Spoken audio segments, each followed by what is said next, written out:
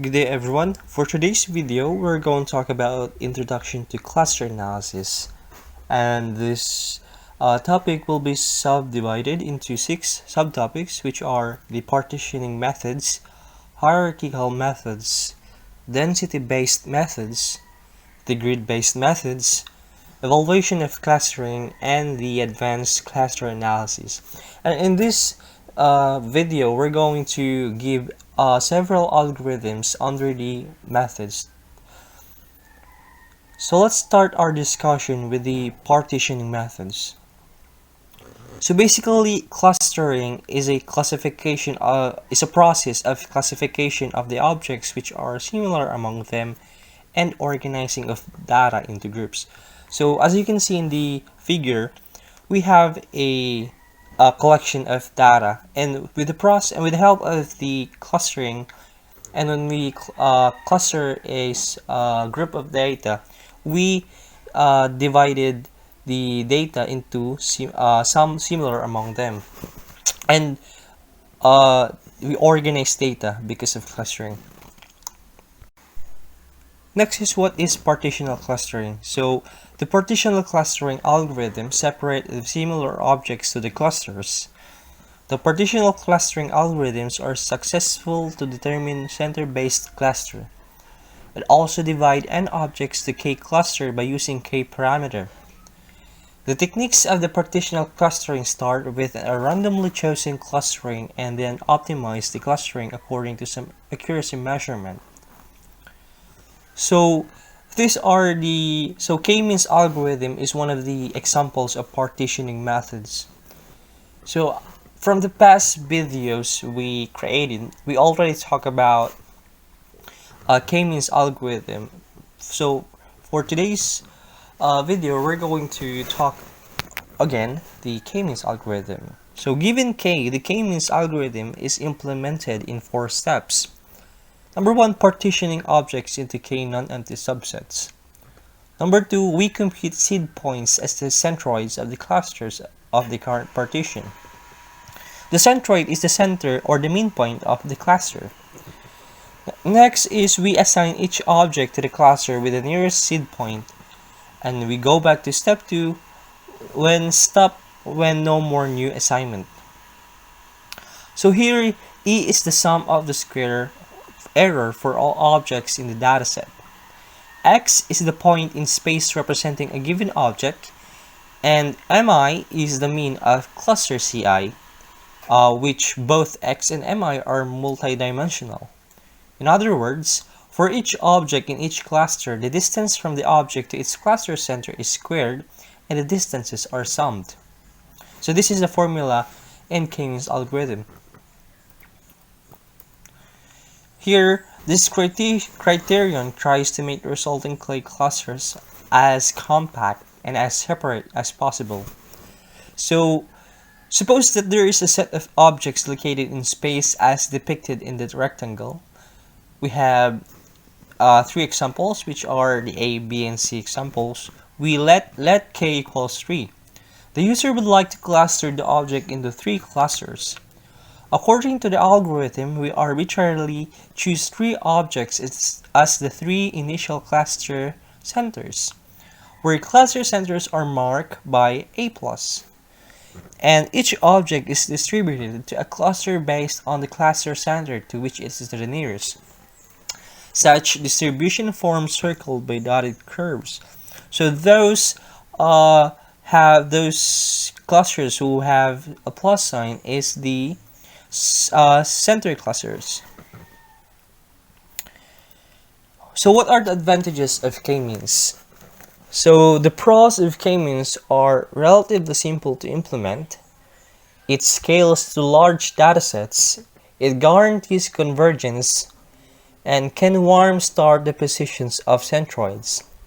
It easily adapts to new examples, and it generalizes to clusters of different shapes and sizes, such as elliptical clusters, choosing manually and last being dependent on initial values. So next let's proceed to the disadvantages of K-means algorithm under partitioning methods. Number one, it requires to specify the number of clusters in advance. It cannot handle noisy data and outliers.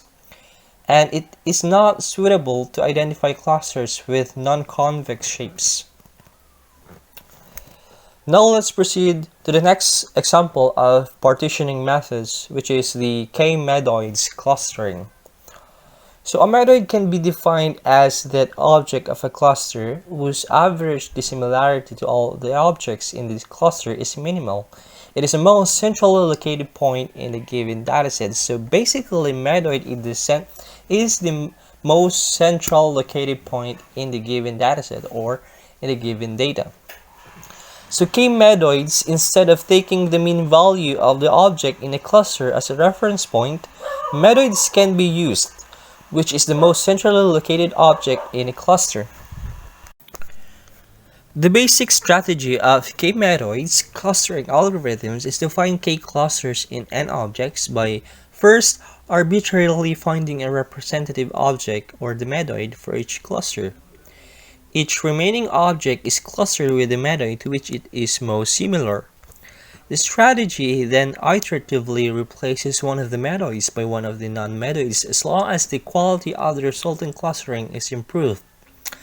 This quality is estimated by using a cost function that measures the average dissimilarity between an object and the medoid of its clusters. So, to determine whether a non-medoid object is OI, random is a good replacement for a current medoid OJ. The following four cases are examined for each of the non-medoid objects P. So we have here a figure, following cases. So case 1, P currently belongs to medoid OJ. If OJ is replaced by O random as a medoid, and P is closest to one of OI, it do not belong J, then P is assigned to OI. The dot here in the figure, the dot in the center is the data object. The plus sign means it is the cluster center. And the line is the before swapping, and the cross line is the after swapping. So here in case 2, P currently belongs to medoid OJ. If OJ is replaced by O random as medoid and P is closest to O random, then P is reassigned to O random. So there's, in this algorithm, there's a swapping. Here in case 3, P currently belongs to medoid OI. It does not belong to J. If OJ is replaced by O random as a medoid and P is still closest to OI, then the assignment does not change. And last, in the case 4, P currently belongs to medoid OI. It does not belong to J. If OJ replaced by O random as a medoid and P is closest to O random, then P is reassigned to O random. So what are the advantages of k-medoids algorithm? Number 1, it is simple to understand and easy to implement. K-medoid algorithm is fast and converges in a fixed number of steps.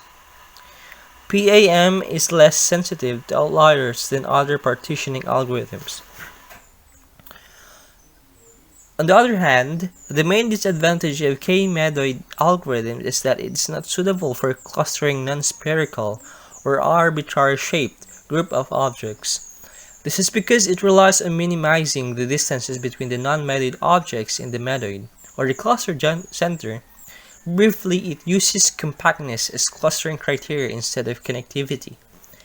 It may obtain different results for different runs in the same dataset because the first k-medoids are chosen randomly. Now let's proceed to hierarchical methods. So hierarchical clustering method works via grouping data into a tree of clusters. Hierarchical clustering begins by treating every data point as a separate cluster. Then, it repeatedly executes the subsequent steps. Number 1, identify the two clusters which can be the closest together and merge the two maximum comparable clusters.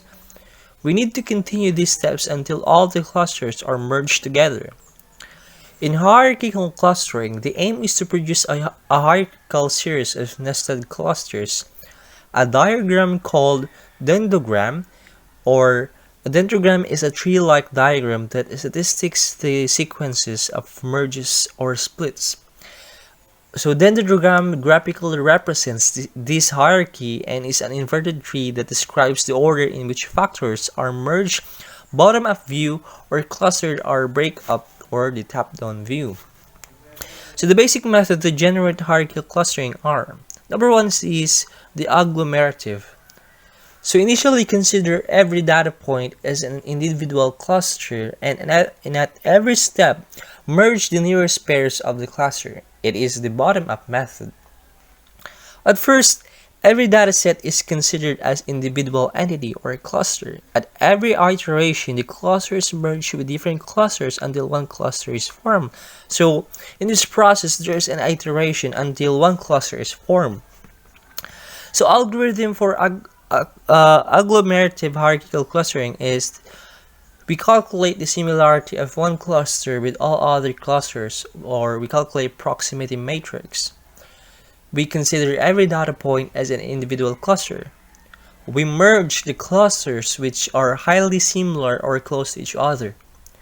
We recalculate the proximity matrix for each cluster, and we repeat step 3 and 4 until only a single cluster remains. So let's see the graphical representation of this algorithm using a dendrogram. So let's say we have 6 data points, A, B, C, D, E, and F. So we have here a figure of the example of agglomerative algorithm. So we have here step 1. We consider each alphabet as a single cluster and calculate the distance of one cluster from all the other clusters. So we have cluster A, B, C, D, E, F. We consider them as a single cluster. In the second step, comparable clusters are merged to form a single cluster. As we can see in the figure, B and C are merged, and D, E, and E is merged because they are close to each other. Let's say cluster B and cluster C are very similar to each other. Therefore, we merge them in the second step. Similarly with cluster D and E. And at last, we get the clusters A, B, C, D, E, and F. The next step is we recalculate the proximity according to the algorithm and merge two nearest clusters, which are the D, E, and F, together to form new clusters as A, B, C, and D, E, F. Repeating the same process, the clusters D, E, F, and B, C are comparable and merge together to form a new cluster. We are now left with clusters A, B, C, D, E, F. And at last, the two remaining clusters are merged together to form a single cluster, which is the A, B, C, D, E, and F. And we have here another algorithm under hierarchical methods. This is the divisive algorithm. We can say that the divisive hierarchical clustering is precisely the opposite of the agglomerative hierarchical clustering. In divisive hierarchical clustering, we take into account all of the data points on a single cluster, and in every iteration, we separate the data points from the clusters which aren't comparable. In the end, we are left with n clusters. Here, as we can see in the figure, all of the data points is considered as a single cluster, and in every iteration, we separate each data points. As we can see in the figure, A, B, C, D, E, F is a single cluster, and in every iteration, they are separate until every one of them is only a single cluster, like A, B, C, D, E, F. Each of them are a single cluster.